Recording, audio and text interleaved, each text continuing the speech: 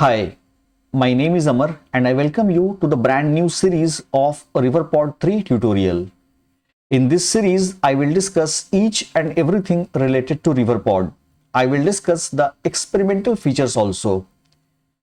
Now, before writing a single line of Riverpod, you need to understand the problem it solves. Otherwise, it just feels like extra complexity for no reason.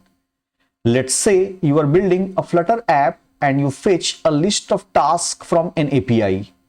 You want to show that list on the screen. The naive approach is setState inside a stateful widget. As you can see in the slide, I have created a stateful widget, and in the init state, I have called the fetch task method. Inside the fetch task, I am setting the isLoading value to true. Then there is a delay of 2 seconds, and by using the setState method, I am setting the value of task and then isLoading is false. In the build method, if the value of isLoading is true, then it will return the circular progress indicator. Else, it will display the task inside a list view using the list style. Now, this works for a simple screen, but as your app grows, 3 problems appears. Problem 1. Sharing state between screen is painful.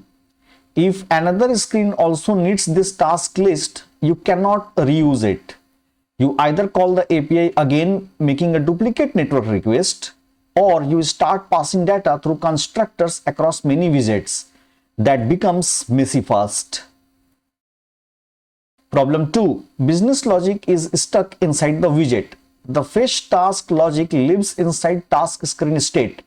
You cannot test it without spinning up a widget. You cannot reuse it elsewhere. You cannot separate the concerns cleanly. Third problem is setState does not scale. setState rebuilds the entire widget. As your widget tree grows, this becomes a performance and maintenance problem. Riverpod solves all 3 of these problems with a clean, consistent API. Let's understand exactly how.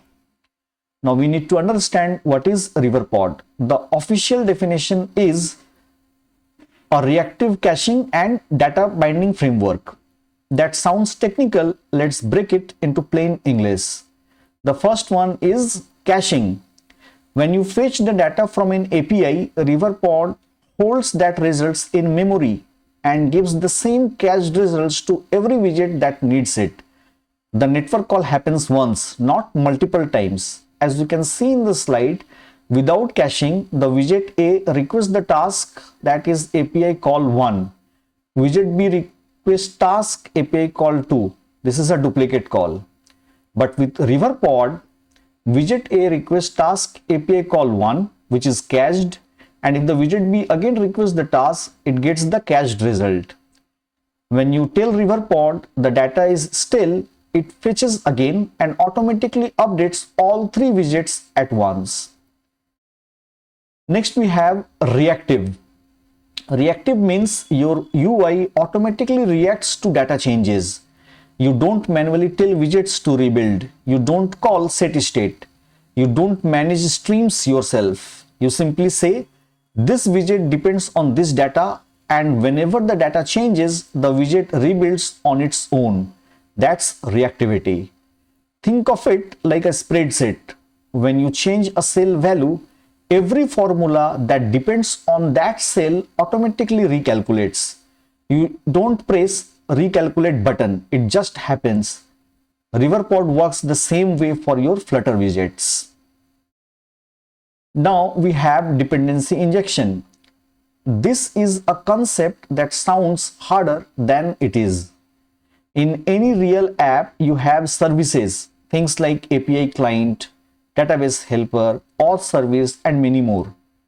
Widgets and business logic needs to use these services.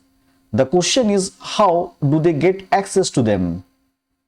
The naive way is to create them directly. As you can see in the slide on the left hand side, the DIO instance has been created directly here, which is tightly coupled. The problem with this, your task notifier is now permanently tied into a real DIO instance. In test, you cannot swap it with a mock. If you want to change how DIO is configured, you have to find every place it's created. Dependency injection means instead of creating the dependencies yourself, you receive them from outside. Someone else creates them and hands them to you. Riverpod acts as that someone else. You declare your DIO instance as a provider once, as you can see on the right hand side. It has been created once, and after that we need to use it by using the ref.watch. Now in test, you can tell Riverpod when anyone asks for DIO provider, give them a mock instead. Your entire app is testable without changing a single line of business logic. This is dependency injection, and Riverpod gives it to you for free without any extra library or setup. Now, what is this provider? What is this ref? This I will discuss as I will proceed in the video. Now, if we put it all together, so Riverpod is doing three things simultaneously. First one is caching, fetch once, share everywhere, auto update all dependents when the data changes. Reactive, UI rebuilds automatically when data changes, no manual setState. Third, dependency injection, declare your services as providers, inject them anywhere, swap them easily in test. This is why you will often hear Riverpod replaces both your state management and your service locator. It's not two tools. It's one consistent system doing both jobs. Now in Riverpod, you will hear three words repeatedly. The first one is provider, second is the ref, and the third one is ProviderScope. What is provider?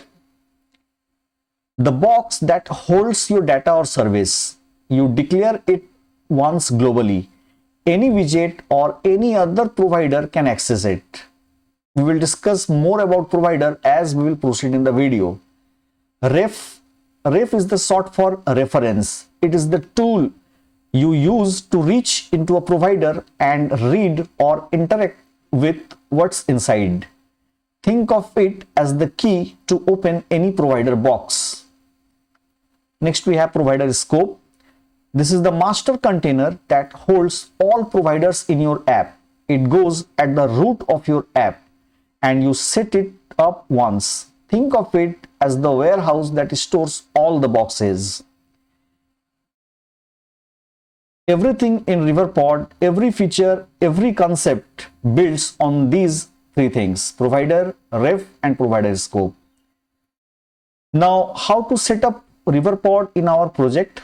To do that, we go to pub.dev and take the latest dependency of Flutter Riverpod. Okay, and after that, we need to use ProviderScope at the root. You can see that in the main method in run app, we have used ProviderScope. This means the root widget, that is my app, is wrapped inside the ProviderScope widget. ProviderScope is the only setup required to get started. Without it, Riverpod would not work. Any attempt to read a provider will throw an error. It always goes at the very top, wrapping your entire app. That's it for today's video. In the next video, we will discuss what is ProviderScope, what is provider container, and how it works internally. Thank you so much for watching.